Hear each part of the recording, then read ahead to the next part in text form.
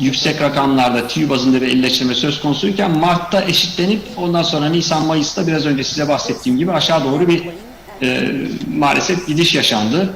Ve 2020'ye göre elleştirilen TÜİ sayılarında 200 bin TÜİ'ye yakın bir düşüş var. Yine tonaj bazında baktığımızda durum biraz daha vahim oluyor. Çünkü yine Ocak-Şubat 2020 geçen yılın 2019'un Ocak-Şubat'ına göre çok daha yüksek giderken bir anda pandemiyle beraber rakamlar Nisan ayı itibarıyla tonaj bazında aşağılara iniyor. İstediğimiz noktaya veya 2019'daki rakamlara henüz gelmedi. Bunun Eylül ayında geleceğini ümit ediyoruz. Yine bu tablolarda da Türkiye limanlarında elleştirilen yüklere baktığınız zaman da bir anda 2020'de bir düşüş var. Yani aslında bunlar hep istatistiksel olarak da karşımıza çıkan durumlar. Bakın hem konteyner hem de dökme yüklere baktığımız zaman aşağı doğru bir gidiş var. Bu süreci el birliğiyle atlatacağız diye ümit ediyorum. Rakamları biraz daha toparlamaya başladığını görüyorum Ağustos'ta. Eylül'de de daha hızlanacak. Böyle göstergeler, şu andaki siparişler o yönde. Bu ümit verici. Ancak öte yandan da pandeminin daha da kötüye gitmemesi ümit ediyorum. Biraz rakamlar olumsuz çıksa da son özellikle 1-2 haftadır ümit ediyorum bir şekilde buna bir dur denilip daha sağlıklı bir hayat sürme imkanına kavuşuruz millet olarak. Biz UTİKAT olarak FİATA'nın yani Forwarder'lar, Dünya Forwarder'lar Birliği'nin Deniz Yolu Çalışma Grubu'na düzenli bir şekilde katılıyoruz. Dünya çapında deniz yolu taşımalarındaki konuları üyelerimize düzenli bir şekilde aktarıyoruz. Ve Deniz Yolu Çalışma Grubu'nun diğer üyeleriyle çok yoğun bir şekilde iletişim halindeyiz. Aslına bakarsanız yani uluslararası tarafta çok ciddi bir şekilde temsil ediliyoruz. Önem veriyorlar Türkiye'ye, FİATA'da. Çünkü burası Doğu ile Batı arasında bir köprü. Gerçekten de öyle. Türkiye'deki deniz yolu taşımacılığının sağlıklı bir şekilde yürümesi aslına bakarsanız tüm dünyayı ilgilendiriyor. Özellikle Avrupalıları ve Orta Doğu'yu, Kuzey Afrika'daki ülkeleri yakından ilgilendiriyor. Biz tabii ki kendi içimizde de ayda bir düzenli bir şekilde deniz yolu çalışma grubu toplantıları yapıyoruz. Her ay toplanıyoruz. Yaklaşık 30-35 kişiyle sektörde aktif bir şekilde bu işi yapan arkadaşlarımız bir araya gelerek every month we have active meetings for all the stakeholders, and for the past 5 months we have been holding these meetings online as we are doing it right now. We discuss the issues at hand and we try to come up with solutions to these problems. Birkaç tane bu çalışma grubu toplantıları sonucunda birkaç ortaya yayın çıktı. Examples of several of our publishing as a result of the meetings that we have held as UTİKAT. The one of them is a quality control manual for containers. And we issued this especially for the fumigation activities. And all of these documents are available on our website in PDF format. All these documents are open to public and all our members as well. As you know, the loads that have not been pulled from the harbors have become a huge problem, especially creating a big expense for the importers and exporters. And again, we came up with a procedure for unpulled loads at the harbors.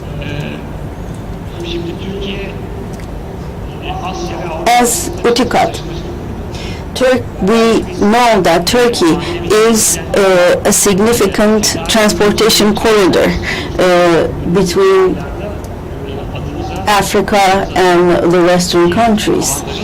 And we can, as UTİKAT, we want to look for the opportunities that may have risen as a result of COVID-19. Actually, facilitating transit transportation by means of which adapting certain procedures used in Saudi Arabia or Netherlands, for instance, could be of help to us to increase the amount of load handled in our facilities is of course our utmost goal, and this can be achieved through finding new opportunities, and we are actually looking towards developing the transit transportation in Turkey where all stakeholders will benefit. Ordino is another important point, as you know.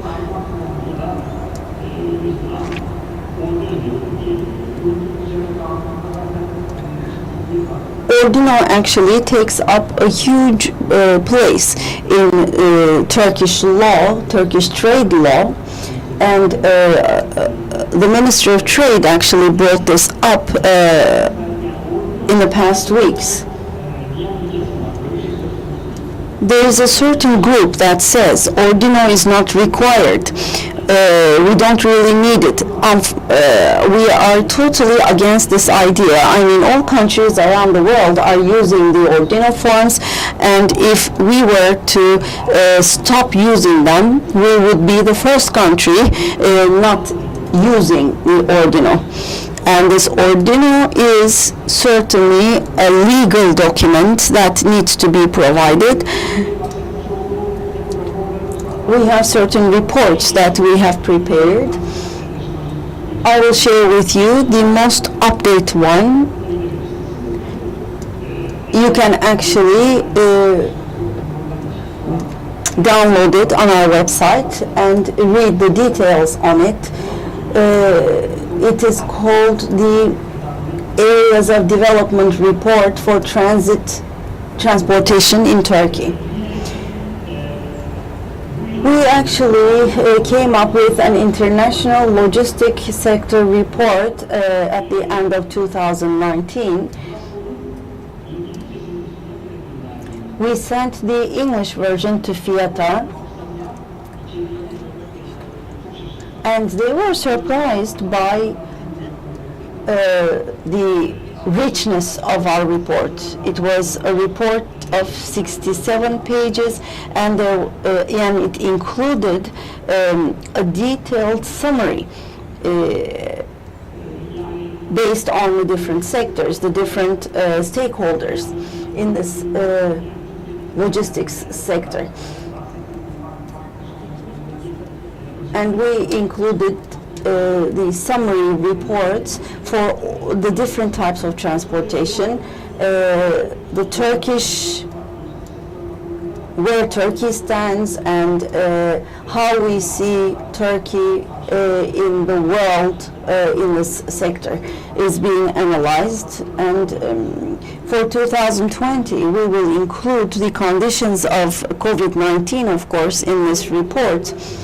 And I believe it will be a much more informative one, and we will of course share this with you online on our website. This year we have partnered with the 9 Eylül University to come up with a report on 2019 regarding the new developments in our logistics sector, and we are going to be doing the same for 2020.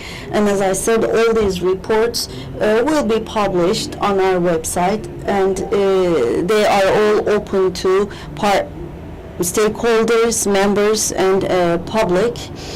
There's a lot more to say, but I know that my time is almost over. So I will close my speech here, and perhaps if there are any questions at the end, I can answer them. And if we have time, I can give you a brief summary of the problems that we have faced during this period in all types of transportation. I will have a few questions first, and then maybe there may be other questions. I would like to take this opportunity to congratulate all UTİKAT members on regards that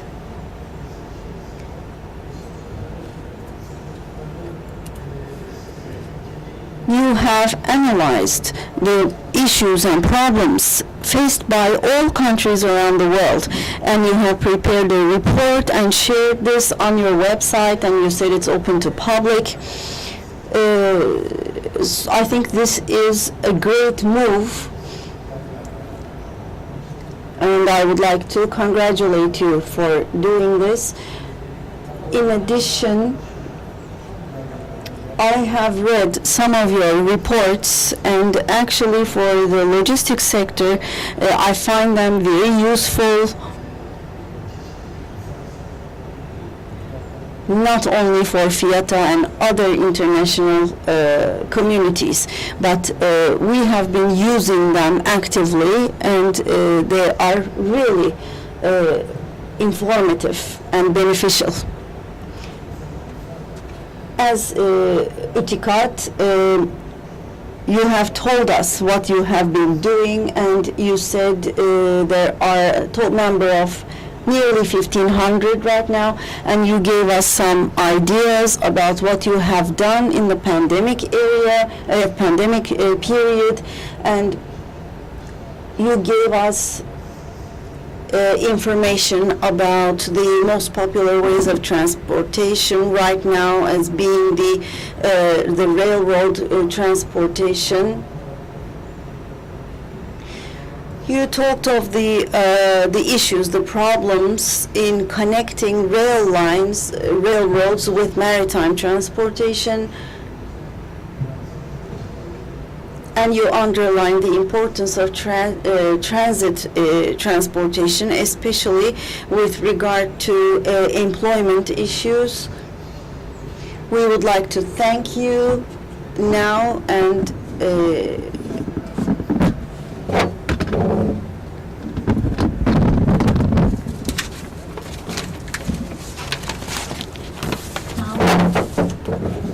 I would like to give the floor to the Dean of Professor Dr. Durmuş Ali Deveci.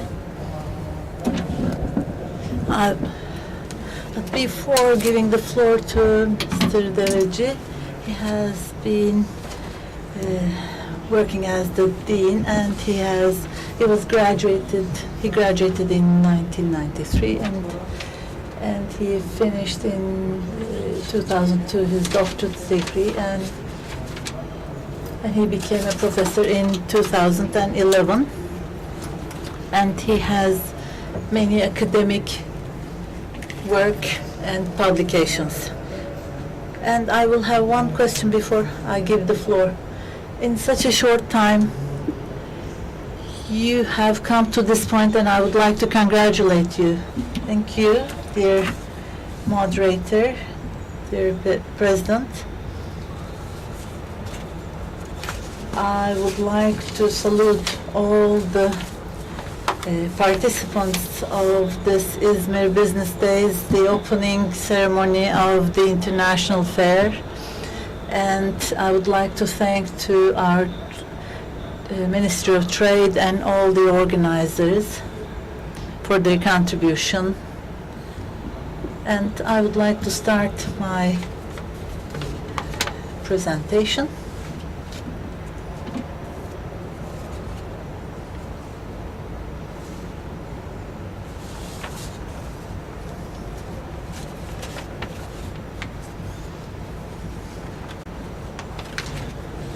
Yes, as in all sectors, as the education sector, we have had difficult times, and we're trying to overcome these challenges. And it's been a tough time as the world, as the country, and we are living through historical days, I would say. The focus of my topic is one of the most important inventions of the world, is that containerization. And I would like to give you a historical journey on container transportation. And when we look at the developmental period, we had the bulk loading, and then with the container transportation between the years of 58 and 70, 1958 and 70, it has been changed. And towards the end of 50s, Malcolm McLean, by loading the trucks, the containerization period started. And then this container transportation started to be delivered to ports, and then the ports and roads are started to be invested. And then between the 1990 to 2008, it is the development of the container transportation, especially in China, and especially China entering the global economy. And on special ships, containers started to be transported, and then from sea to the port hinterland it started to move. And with the start of 2008, it started to enter its maturity period. And it has contributed a lot to the global economy. And it has affected the global economy. And scale economy and different kinds of economies have also affected the container transportation. Of course, we have other niche markets as well, and it has come to the maturity point as well. There has been many discussions. Of course, the containerization, this is the introduction, and then the identification, and then growing, and then maturity. These are the periods we can see on the slide. And the container handling, the biggest 20 countries, China, USA, and Singapore are the first three. And according to the 2008 data, Turkey is on the 21st of the list. And it has the mobility of 8 million TEU mobility of Turkey. And when we look at the global numbers,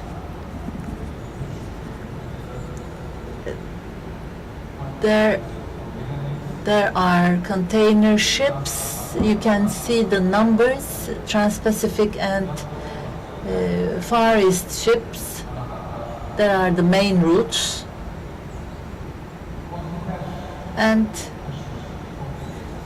there are 6,124 container ships. And these are the maritime container transportation data. And the latest data, when we look at the market share and the managed queue, Maersk, MSC are in the top 4. And from Turkey, 2 actors in container transportation are Arkas MS Line, 24, and 62, the other Maersk. These are the maritime transportation lines.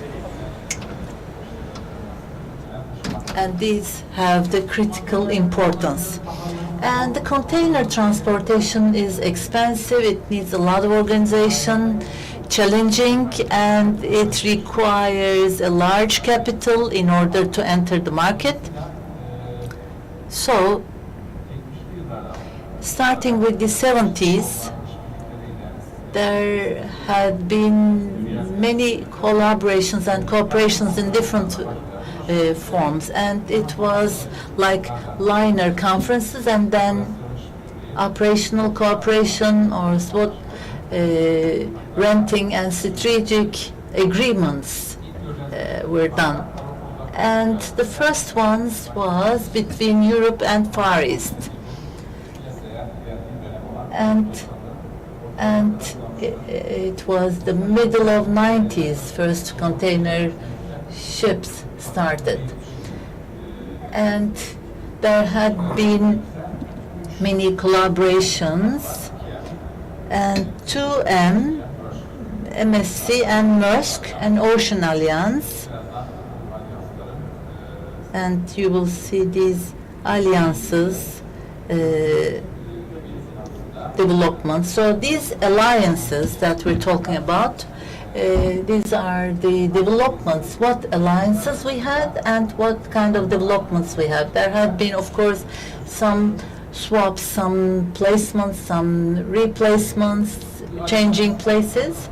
The alliance is 4.15 million, Ocean Alliance is 3.5 million, 2M Alliance is 2.1 million capacity they have. They manage these capacities. And if we look at the effects of COVID-19 on global container transportation, of course, black sailing, it had its effects. And because of the shrinkage in this economy, in order to get rid of, to avoid this effect, they shrank their capacities, some companies, and the number of ships between US and China have decreased, especially in March and June period. 77 lines were cancelled, shipments were cancelled. And among these transporters, European ones were affected negatively, and because of the effect of pandemic, the increase of the pandemic in US, of course the freights were increased, so the container supply affected the cost of the freights. It increased the cost of the freights. I'm correcting it. And because of the pandemic, because the limitations in capacity was done, there had been some problems as empty containers. And because of the quarantine,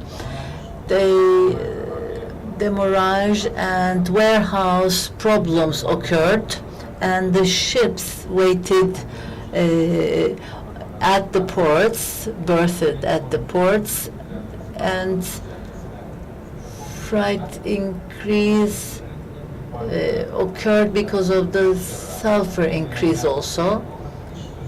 And then there had been some balances as well in costs, but of course, as in all other sectors, digitalization process has become very important. And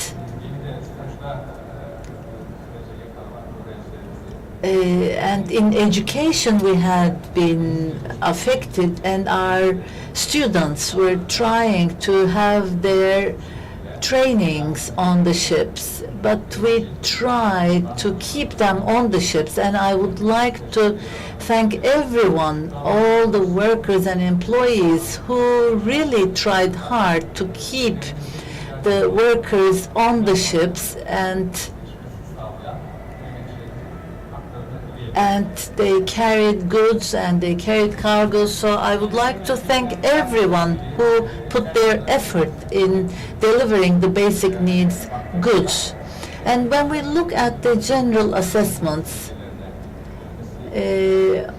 we can predict maybe only in 2022 we can go back to the levels of 2019 and the recovery can be realized. And then there are some shifts in alliances so that the market shares could be changed, and also there can be some postponements in the newly constructed container ships, and also some countries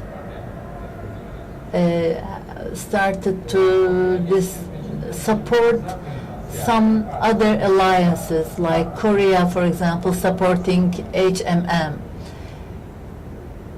And maritime transporters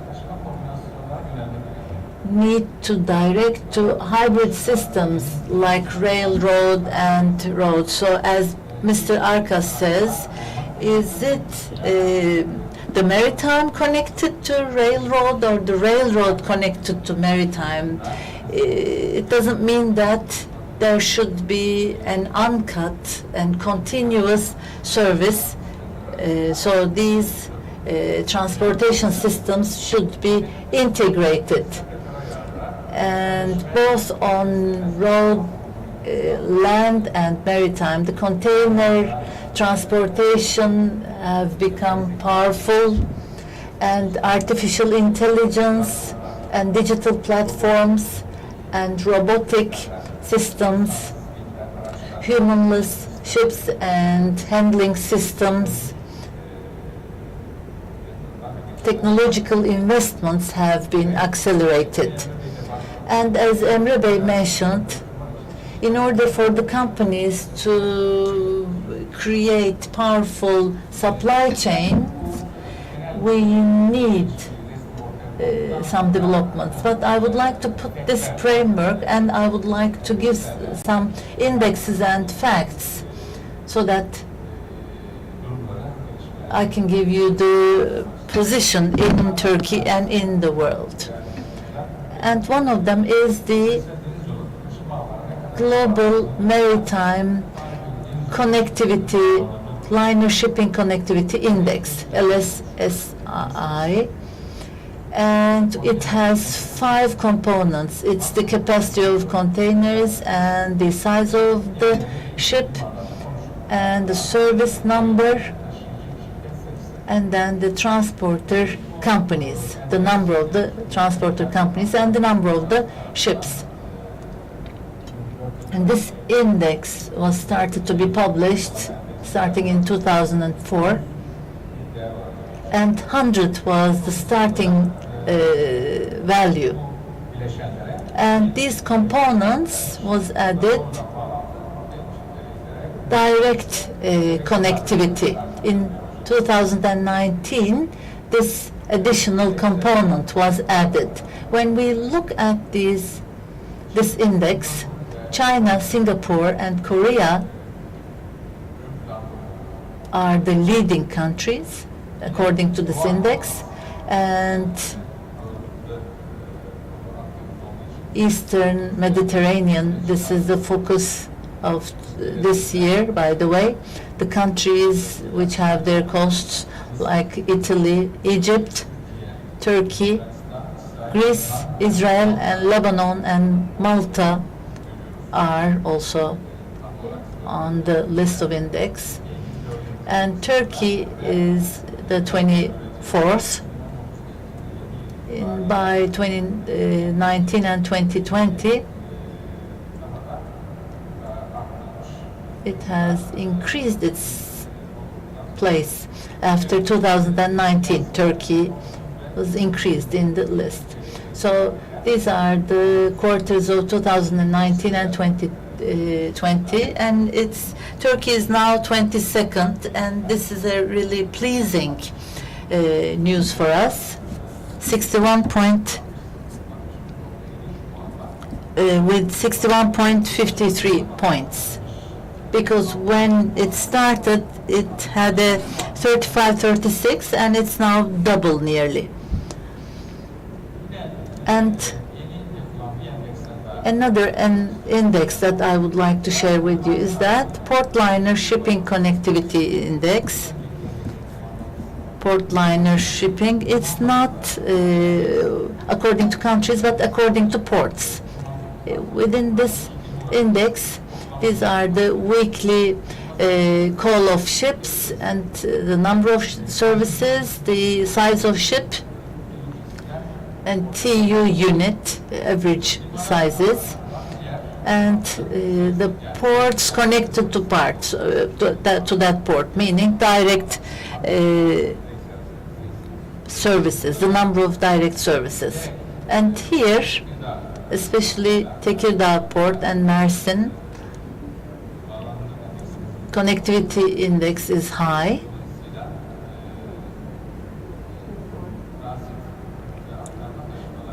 Transit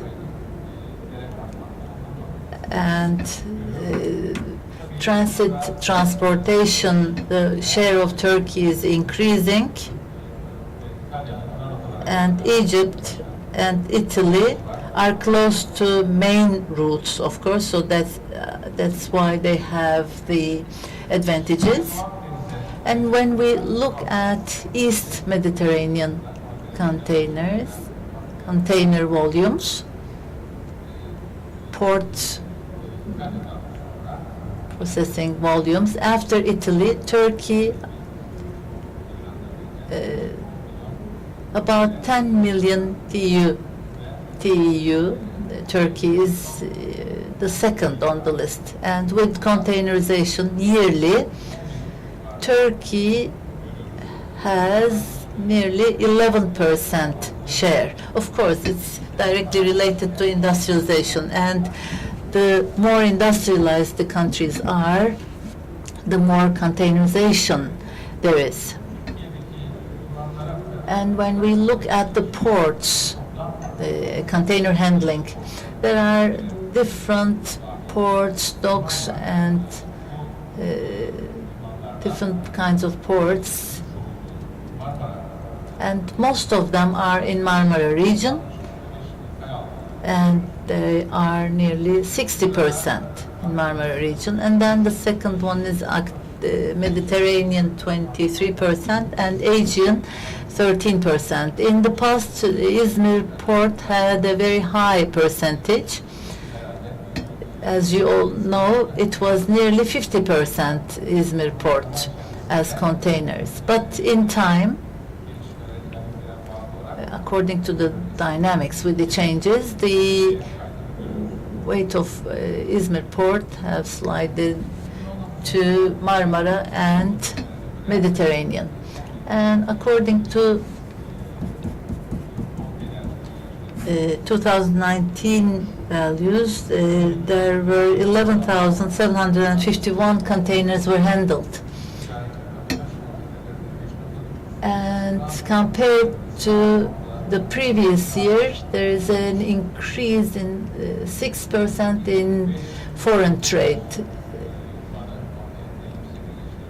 The MIP, Mersin, Marport, Asya Port, Kum Port, and DP World. These are the container handling port volumes. And after these assessments, what kind of opportunities we have, what kind of strategies we can have for Turkey, I'd like to share them with you according to the reports and literature. First of all,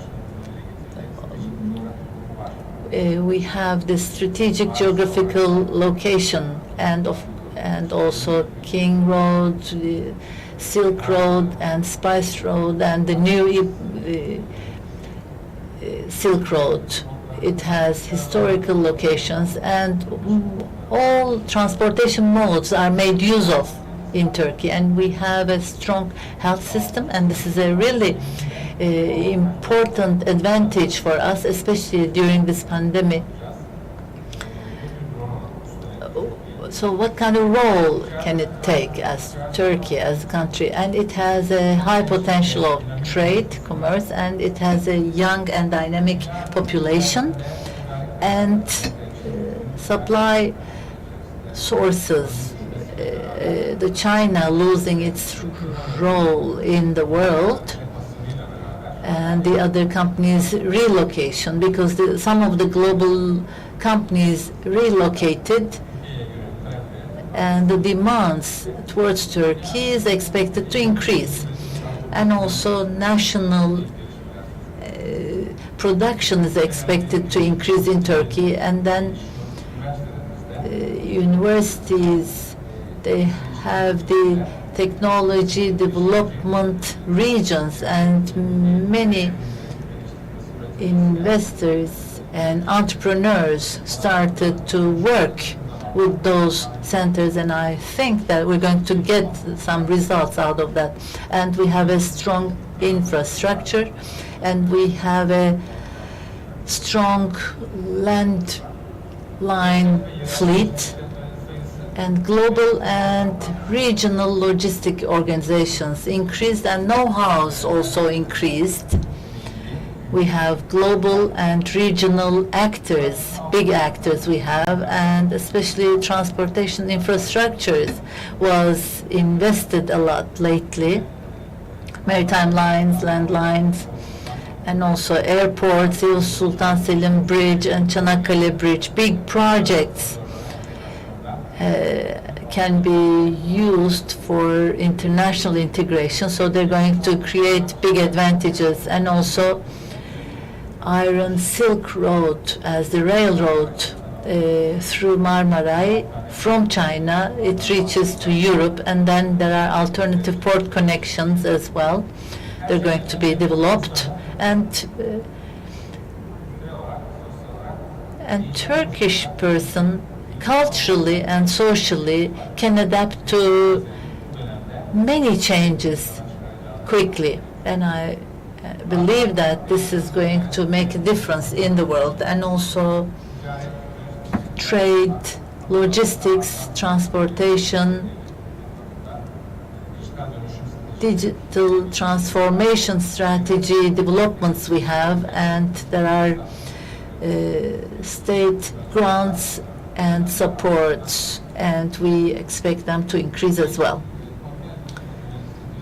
And when we look at the strategies for container transportation for Turkey, logistics and maritime transportation, in maritime and transportation, sustainability should be prioritized, and intermodal combinations should be defined and used simultaneously.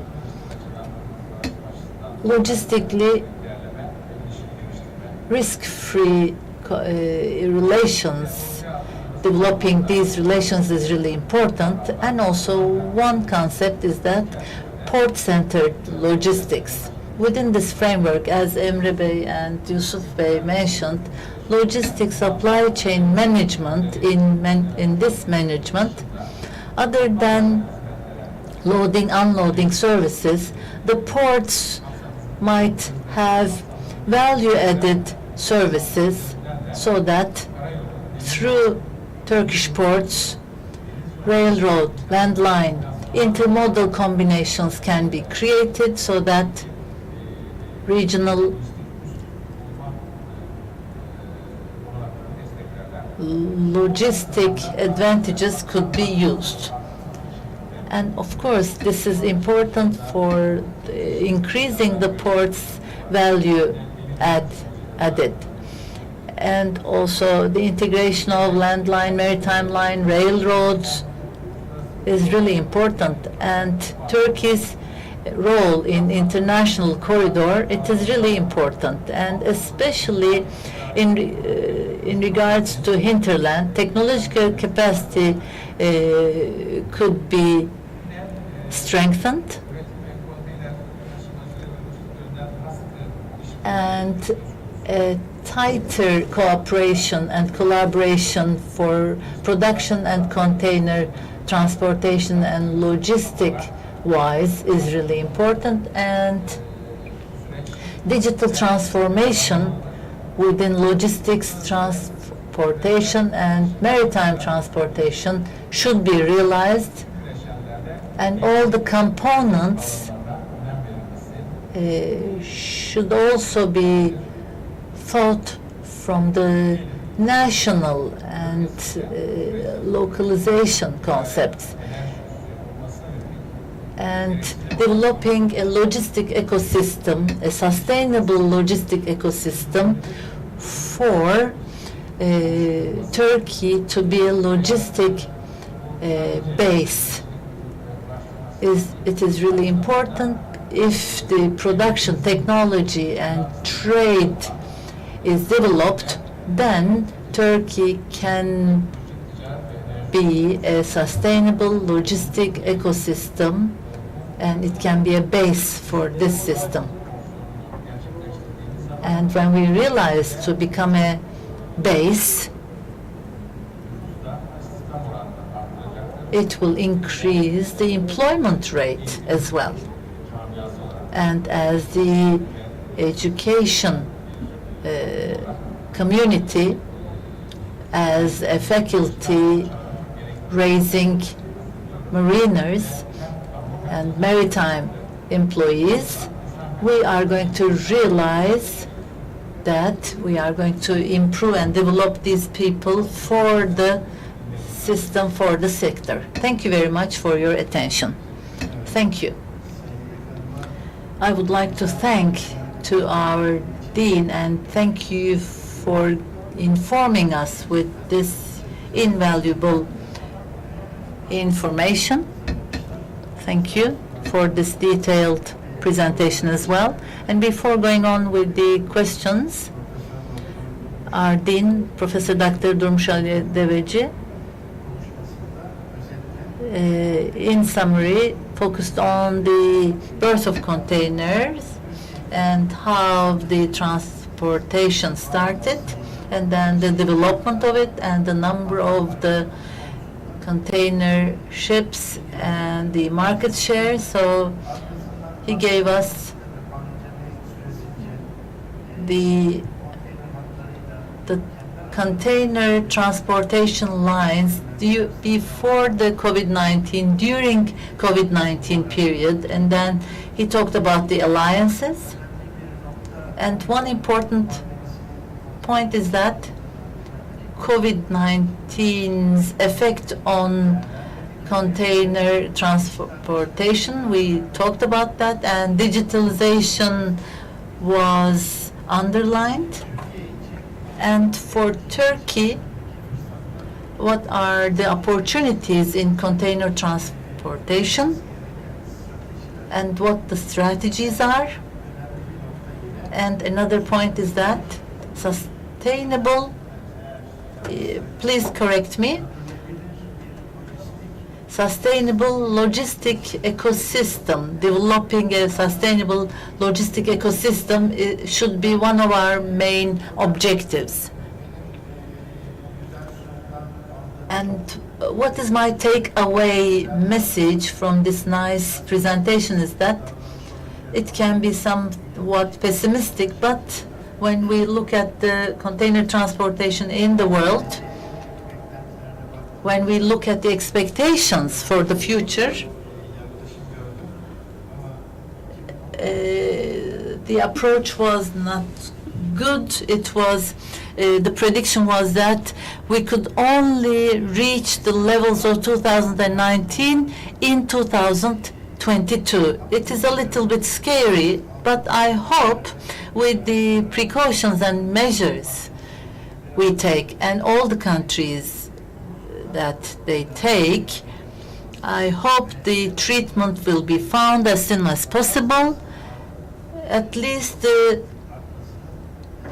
number of deaths and the number of cases will be decreased so that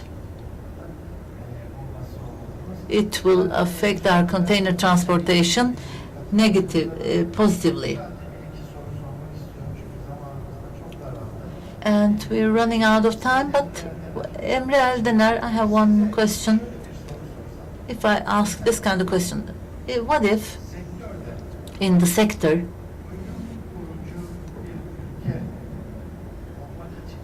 the main actor, in order to be a main actor in the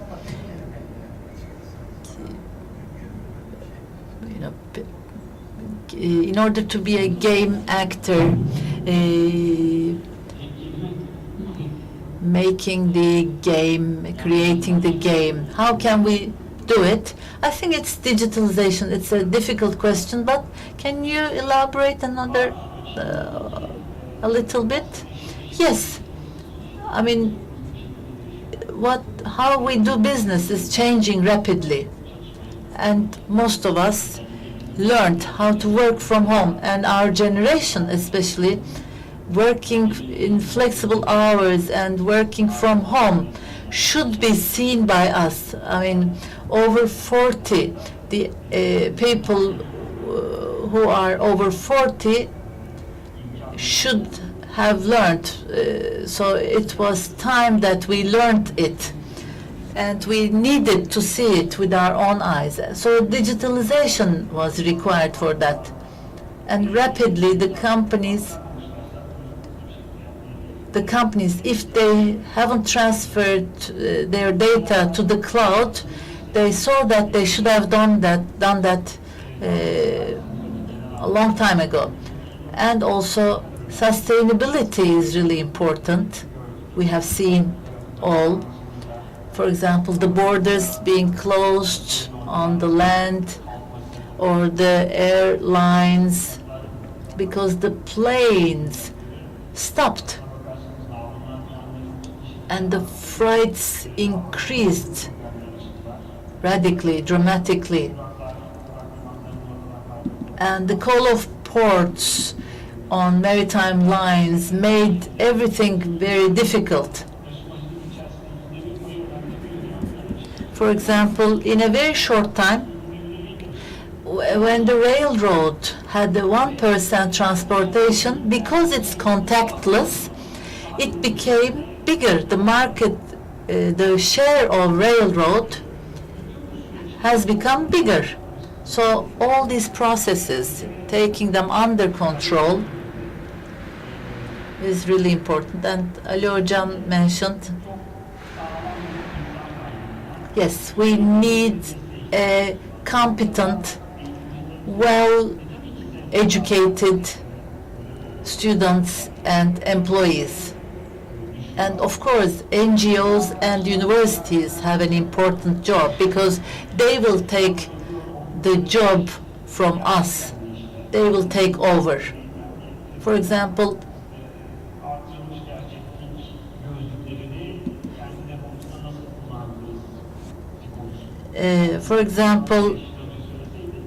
with a company, augmented reality glasses, I talked to them, how can we use them in our depots, warehouses. So, and there are robot producing, warehouse robots producing companies. And of course, software engineering has really become very important, because in order to decrease the human errors, we need to digitalize. For example, it's one of the global directors, a company's directors. When I talked to them, it's a US-based company. He said that in a month, more than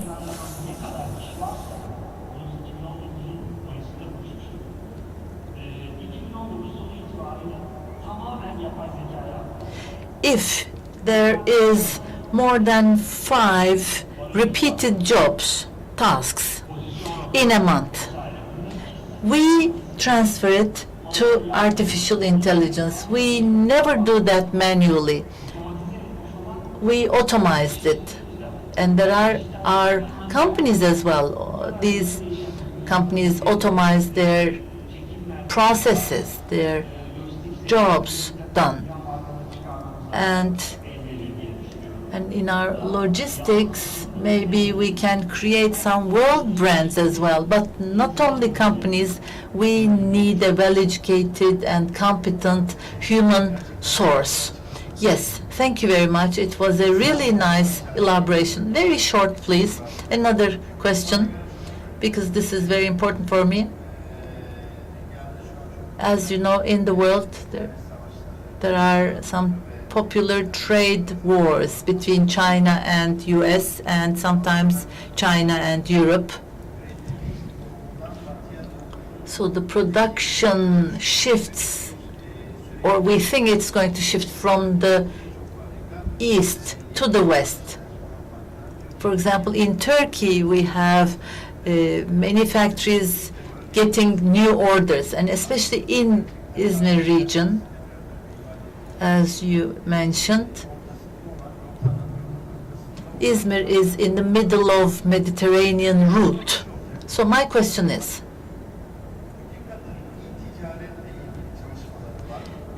does UTİKAD have e-commerce studies, and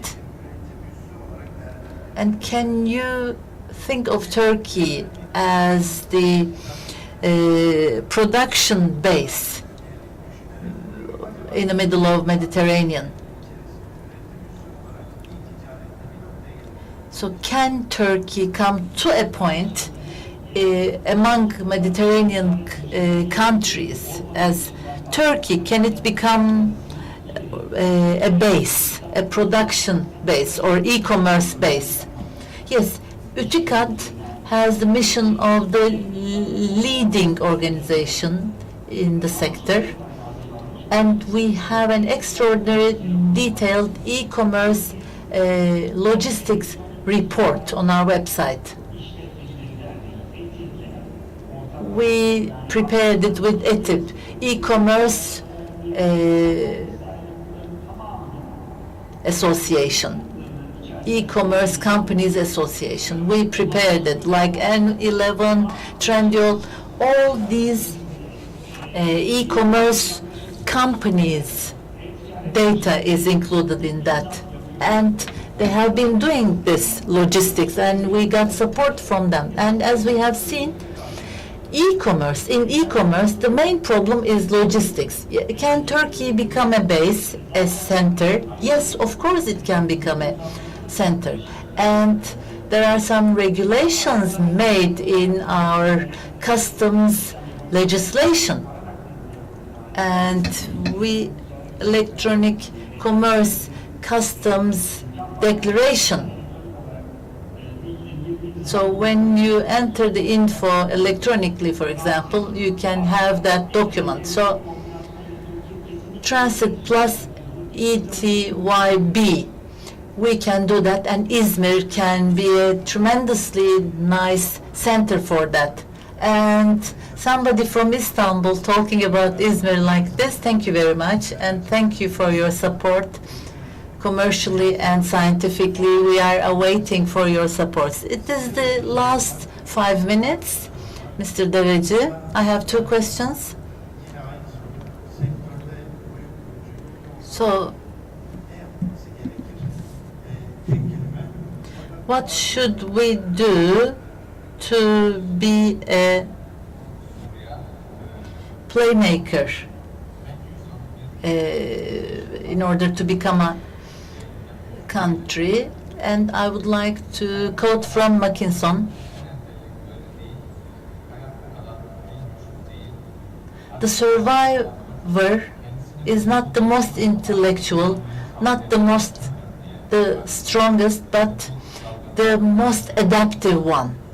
So the survivor is not the most is not the strongest one, not the most intellectual one, the adaptive one, the most adaptive one. So if we are quick, if we start fast, then, and as I mentioned, I know that the Turkish people have this quality, have this qualification. We can adapt fast, both in production and technology and energy-wise. We can realize this, and we should start taking these steps. And my second question is that I remember, because we are classmates, that in your leisure time in ports, you visit ports, and we used to visit the ports in order to see the environment, the ambiance there. And Izmir, from Izmir, there were some Libya and Tunisia lines. And later on, unfortunately, they were stopped. Of course, the time goes on. Because of some confusions, because of some crises in those countries, they stopped. But according to you, Izmir port, can it take its place again on the Mediterranean road as an important city?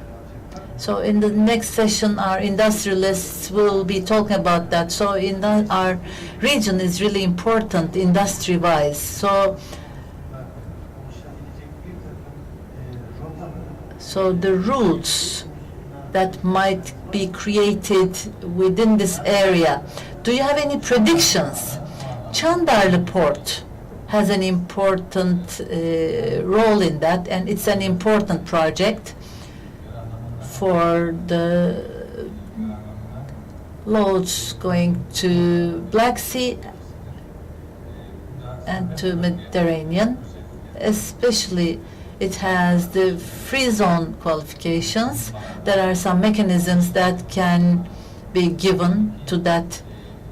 And then Kilyos. So these two ports, Istanbul part, as you know, it's a busy part. So there can be some incentives, there can be some supporting mechanisms so that, especially in transit traffic, it can have an important role. But, of course, some railroad connections should be done and legislation should be regulated as well. And I would like to add this, and then I would like to close the session. Especially this organization organized in the hospice of, with the hospice of Ministry of Trade and with the Metropolitan Municipality, and I would like to thank the organizers, and our participants are really important, significant people within their sectors, and I would like to thank them a lot. And thank you for the information that they gave us. And one of the most important thanks is that